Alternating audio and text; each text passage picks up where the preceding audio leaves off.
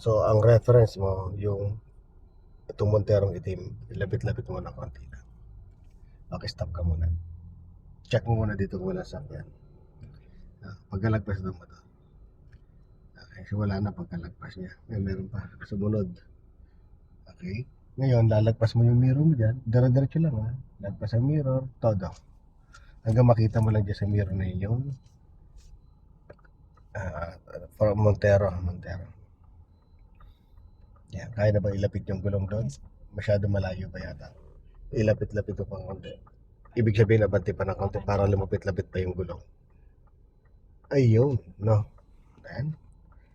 Todo managana, papunta dyan. So, dyan ang focus, ano? So, lalapit natin, huwag ka titingin dito sa camera mo. Diyan ka tumingin, lalapit mo yung gulong mo dyan sa Montero. Doon sa guhit, katabi ng Montero. Tapos, dito silip ka rin. Kasi pag hindi mo mailapit ang gulong mo dyan, dito yung masigit. Malapit na. Safe dito, sumilip ka. Tapos ka, sige, dahan-dahan lang.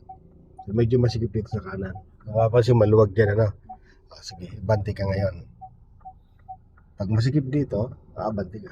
Todo mo nga lang manibela mo dito or gitna, pwede. Abanti ka lang konti.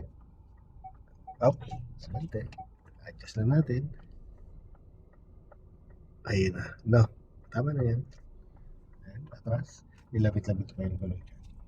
Pero di mo kailangan na ito, ha? Lalapit-lapit lang natin. Palapit lang yung gulong mo dyan. Apo. Yan.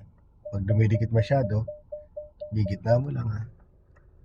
Yan. Sige lang. Malapit na ano pa. Okay. Sige, pasok naman. Diretso ka lang po. Hanggang pumantay lang. Sige lang.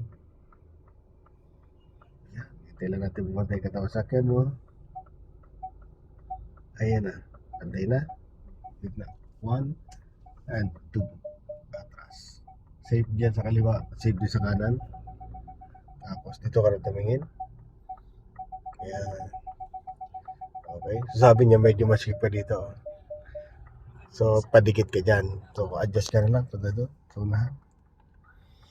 Okay. Atras. Abante pala. Sige. Nagkabi ka dyan. Okay. Atras. So medyo balansin mo siya ngayon. So huwag ka tumingin dito. Sa mirror ka sumasanay. Tingin mo dyan. Yung dalawang guhit. Balanse. Saan mas maluwag? Kaliwa, kanan. Para balanse lang. Okay. Atras ka. Ayan.